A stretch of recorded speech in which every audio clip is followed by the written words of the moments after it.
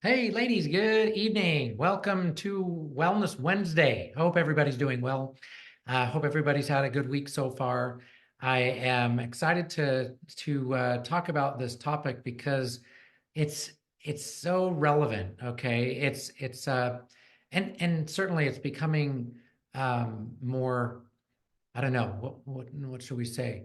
Um, a little more trendy to talk about some of these things. Before we get into the topic, welcome once again. And this is not the master class. I just need to make sure that you're aware that this is Wellness Wednesday. Uh, I do this every week to dive deeper into different things that relate to thyroid, and so um, next week, now that's the master class. It's going on every evening starting next Monday, uh, 8 p.m. Mountain Time, 7 Pacific, 9 Central. Let's see, 10 Eastern. I'm sorry it's so late, and so forth. So we are going to get started Monday. That'll go through Friday, probably Saturday, maybe more. We'll see. There's a lot of information that I want to share with you, ladies, and so that's next week. Masterclass next week. If you if you know others who know of others who you think would want to also have this information, where I go through, like I said, all things thyroid. It will be um, so full. I can't even, so it's so full of information that you will not want to miss, because I know so many of you are going through so much with the fatigue you're feeling and the brain fog and the lack of good sleep and trouble losing weight. That's a big concern for so many of you. So um, we're going to give a lot of information that will help you know better how to deal with and fix this situation. Okay. Um, I'll tell you why it's not all in your head, why you're not crazy, why you're not uh, you're not a hypochondriac. Um, there are real answers. So yes, tune in next week. It'll be awesome. All right, tonight I need to go in and just say my disclaimer before we get into the topic.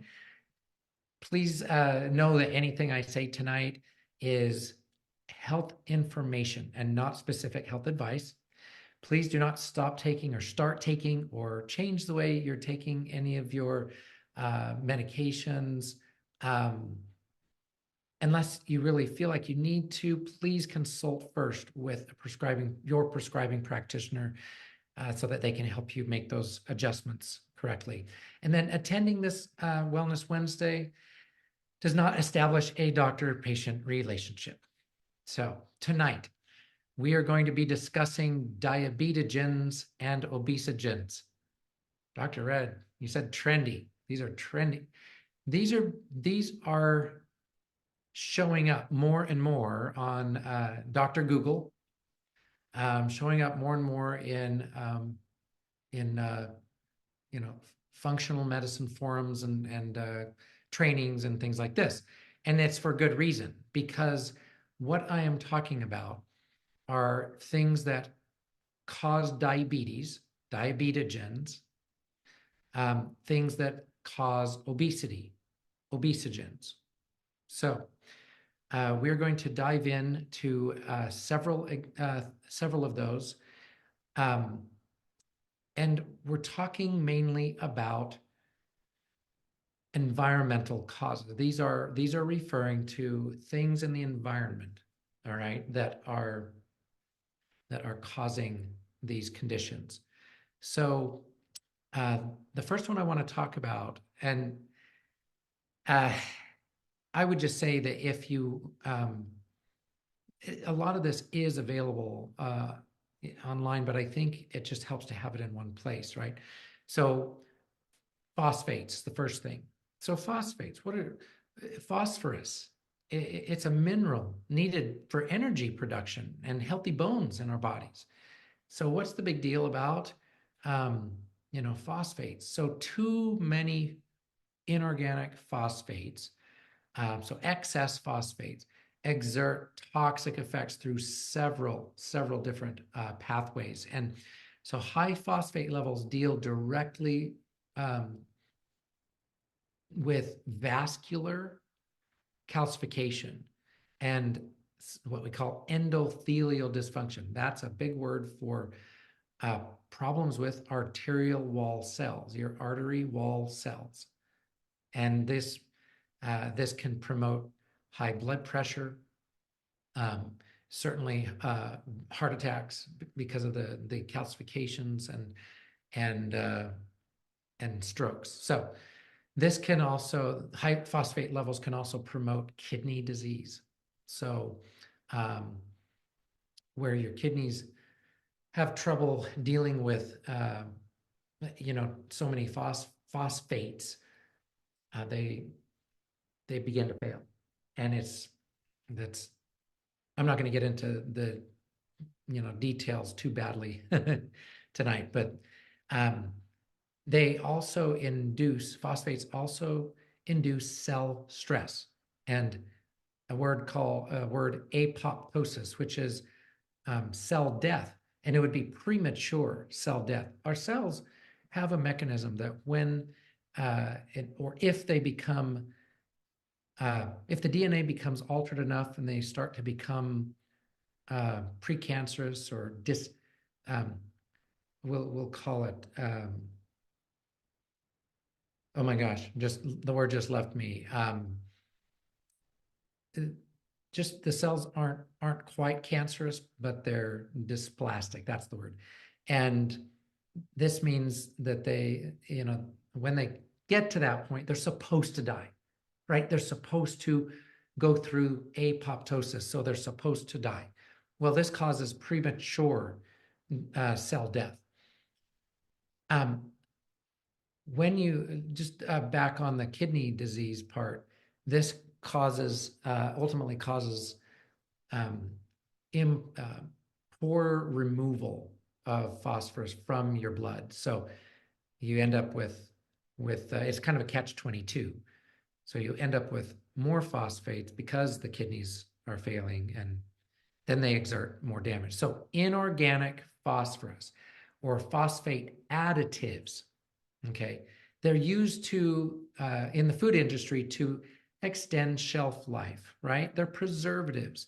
They make foods creamier and easier to melt. Oh, that looks delicious on those commercials, and it just melts and it keeps the powders from clumping, and so that's what they're in. They're in fast foods. They're in canned or bottled drinks. Certainly, sodas and things like this.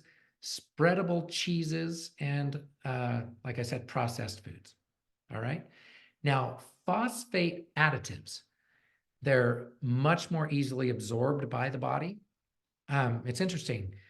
Phosphorus from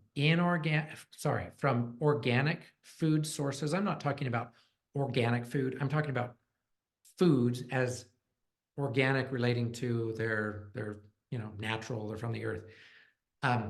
So phosphorus in foods, organic foods, they're only absorbed about 40 to 60%. Okay. Whereas phosphates, or I should say inorganic phosphates, found in these processed foods, are up to 100% absorbed by the body. So it is easy when you eat a diet full of processed foods and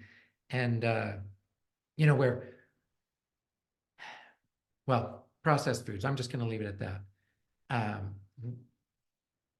It's easy for your body to absorb all these phosphates, and they will exert these damages. They will cause both obesity and diabetes, because they cause the cell membranes to be sick. This is what oxidative stress causes. That may be maybe something you've heard of in layman's terms. It's inflammation. So they cause inflammation. Okay, now the next thing I want to talk about is so phthalates. Phthalates. PTH. It's not. It's. I should say phthalates. It's the silent. The P is silent. Both all together diabetogenic, obesogenic, and carcinogenic. So they cause cancer as well. That was a funny Freudian, slip telling you how to pronounce something that pronounce it wrong. Okay. A group of chemicals that make plastics harder or more durable. Okay. They're called plasticizers. These phthalates are used to help dissolve other materials as well. So, wow, these are pretty powerful things.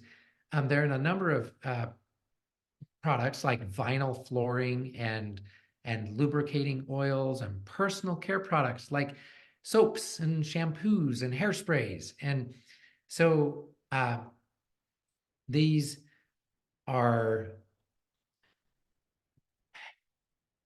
they cause cell damage. That's the best way to put it.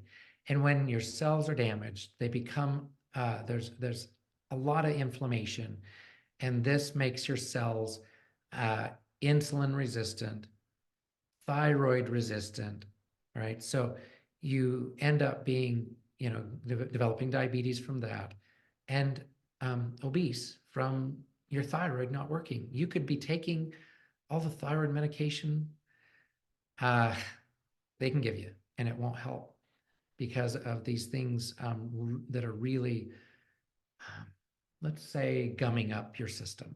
All right. And certainly causing cancer from the same mechanisms. The damage that can be done to the nucleus of the cell can cause that cell to act differently. Okay. All right. So moving on to phenols. A couple in particular are 4-nonylphenol and then BPA, bisphenol A. So that one may be more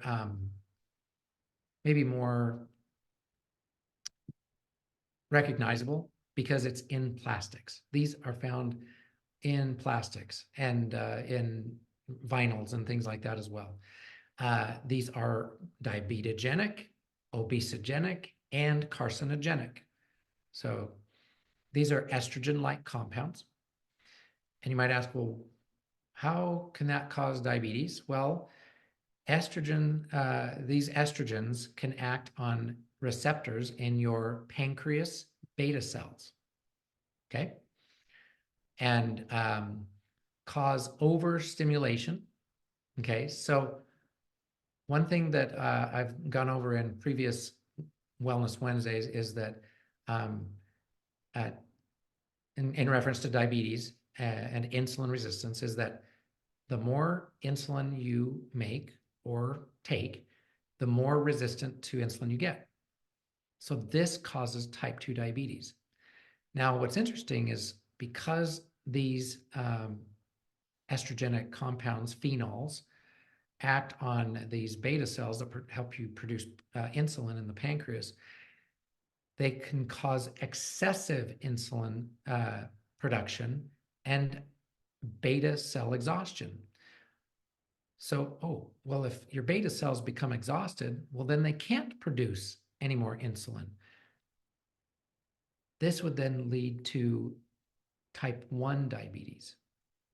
Okay, so they provoke insulin resistance in liver and muscle, as well as beta cell exhaustion in the pancreas. So in this way, they can actually contribute to the development of type 1 and type 2 diabetes. Now, they also have endocrine disruption. They cause endocrine disruption. Estrogens compete with thyroid hormone. Okay, so when you produce thyroid hormone or take it, your body has to distribute it, right, to the cells. And those hormone carriers have a certain number of sites or seats so that thyroid can sit in them and get delivered. Okay, for as a kind of an analogy. So estrogens take those seats. If there's too many estrogens in you, and we're talking about these xenoestrogens, right? Xeno meaning look-alike, imposter estrogens. And so they look enough like estrogen, they will take those seats, and then you can't deliver enough thyroid hormone to your body. Okay. All right. So if they are impairing your thyroid function, that's certainly going to lead to weight gain, and then also diabetes eventually, because the longer you deal with hypothyroidism, this leads to insulin resistance, and that causes you to develop diabetes, prediabetes and diabetes. Now, these also have brain destructive effects, and these are huge causes of dementia and Alzheimer's, brain fog at the very least, right? Memory issues, concentration issues. So they're bad news.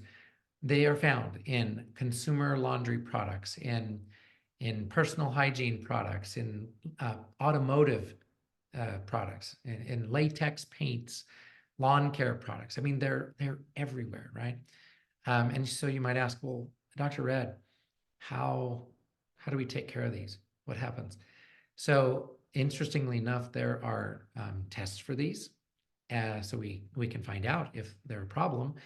And then you can go through a detox process the right way and take care of these. But it takes doing it the right way. Okay. And you can't just go get, a couple detox supplements and take those for a while, a couple months, and call it good. Okay, the next one I want to talk about, the next diabetogen and obesogen that I want to talk about is atrazine.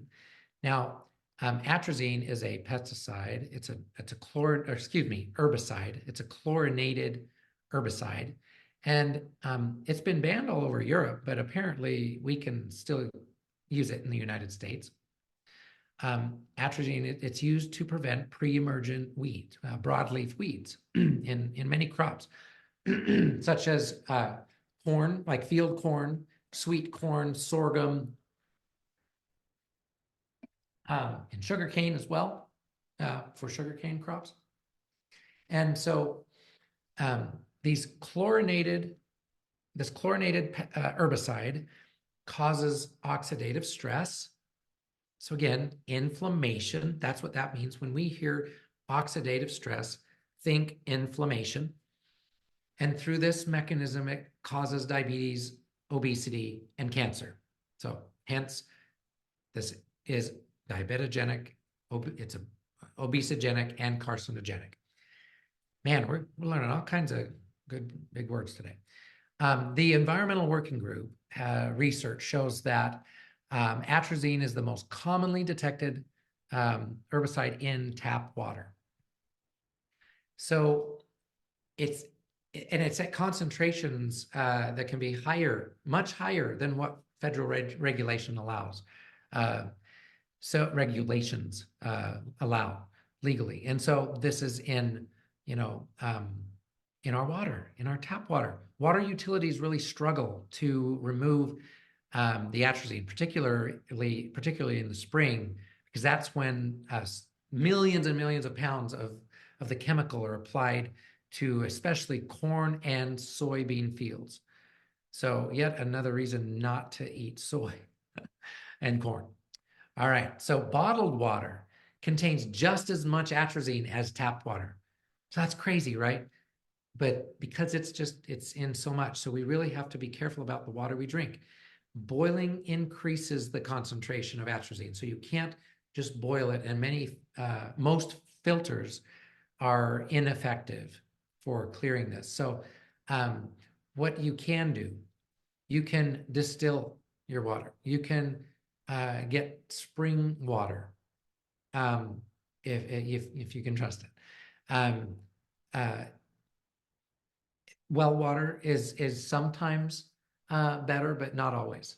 Okay, and so those are the best ways. Reverse osmosis can also help with filtering atrazine.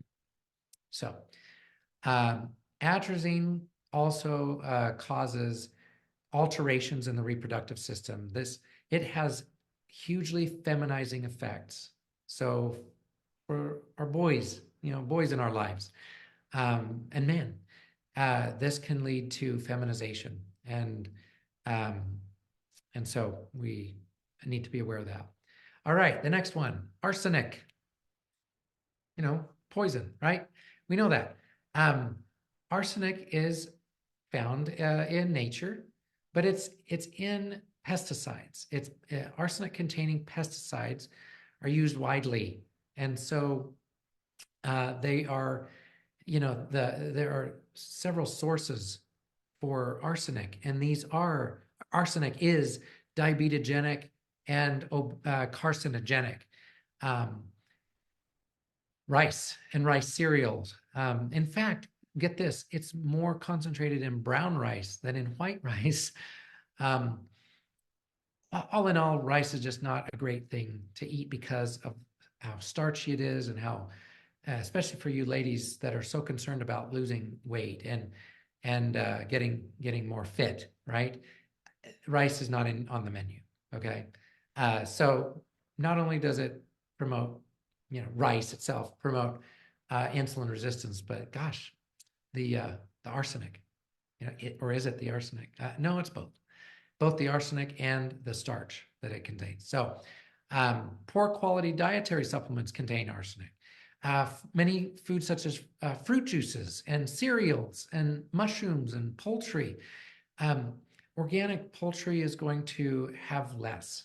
Okay, when they certify organic poultry, they're being fed organic foods, so foods that are not sprayed with these pesticides. Okay, all right. So recent, what we call in vitro experimental studies indicate that inorganic arsenic, so it's not it's not from, it's not in the growing food, it's from the actual pesticide residues, or its metabolites, impair insulin dependent glucose uptake. What does that mean? It stops cells from utilizing insulin to bring glucose in as fuel. Okay, and it can impair glucose stimulated insulin secretion.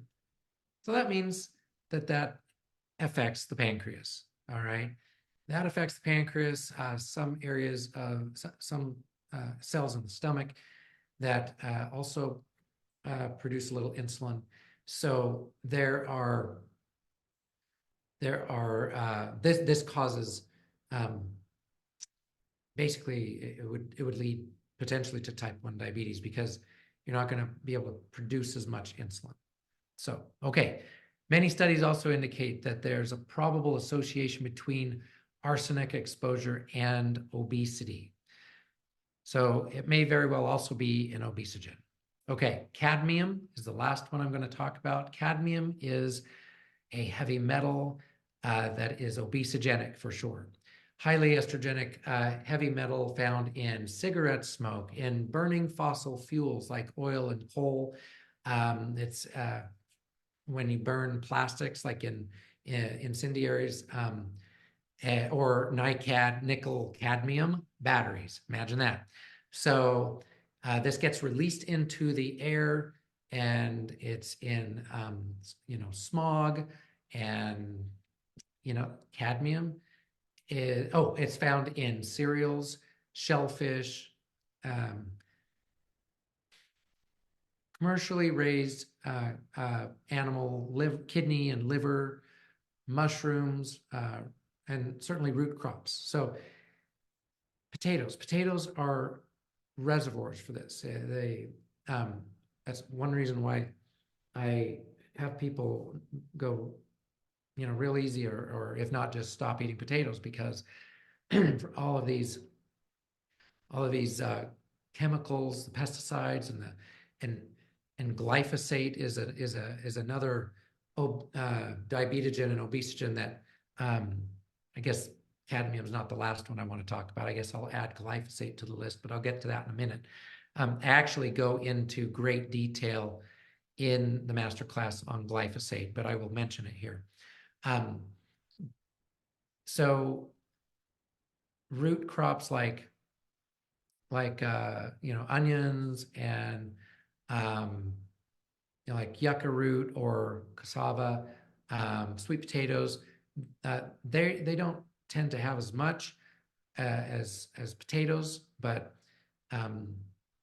you can still get that. So we were able to clear cadmium mostly through the kidneys, but it can accumulate if we have too much. All right. So especially in smokers, and if you've been exposed to secondhand smoke. Okay. All right. So I'm more concerned about the airborne cadmium than I am about foods containing cadmium. But just be aware. Now, there are ways to detox from heavy metals. I'm sure many of you have researched Dr. Google and found out how you can, detox from heavy metals. Again, it needs to be done correctly. If your liver is not ready, if your liver is not able to detox well because you're dealing with hypothyroidism, remember, low thyroid causes poorly functioning livers and vice versa. So again, I will go through this in much more detail during the master class next week. But you got to do it right. It's just got to be done right, or you're going to spin your wheels. So, okay. Or your practitioner would spin their wheels helping you to do this if they are not doing it in the proper sequence and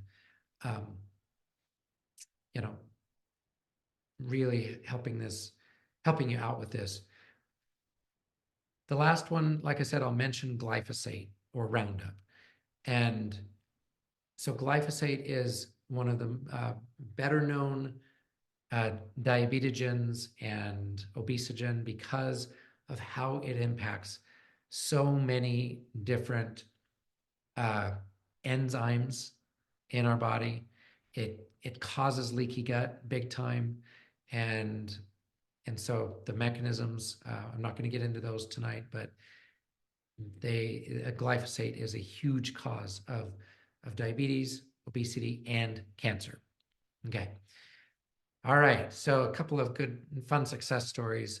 Stacia we found she had quite a lot of heavy metals. Cadmium was definitely one of her issues. We found toxins.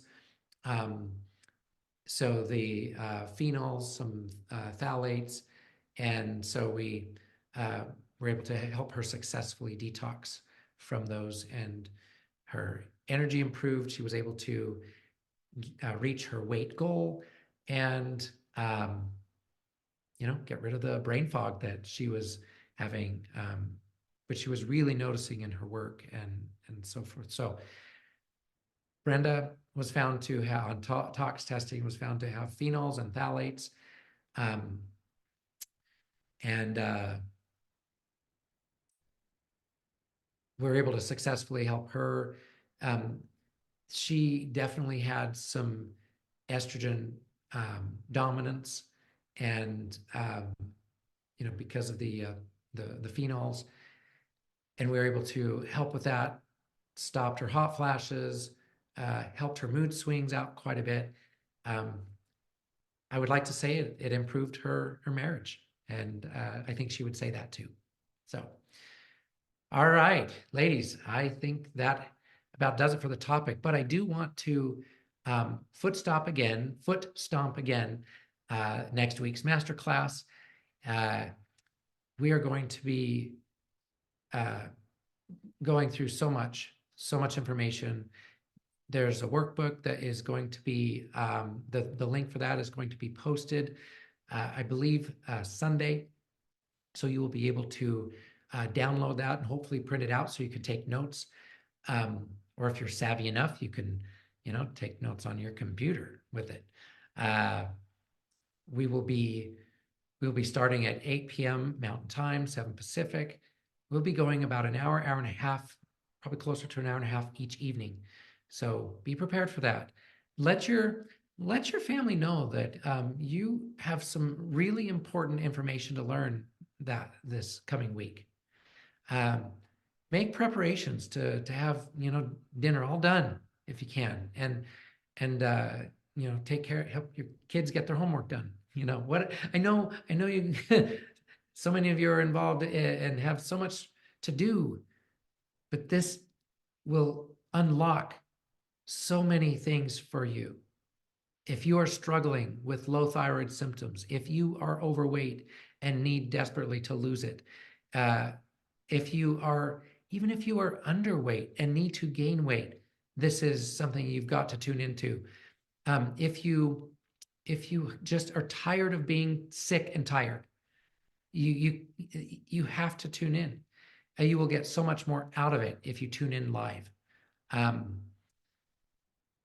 If you have, just again, make all the preparations you can to be able to participate in the sessions. And once again, it may go into Saturday, possibly Sunday. So be prepared, ladies, and come to learn. So there you have it. I will see you next week. Have hope, please. There are answers, and you still have the power to heal. Thanks again for joining me this evening, and have a wonderful night, and we will see you soon.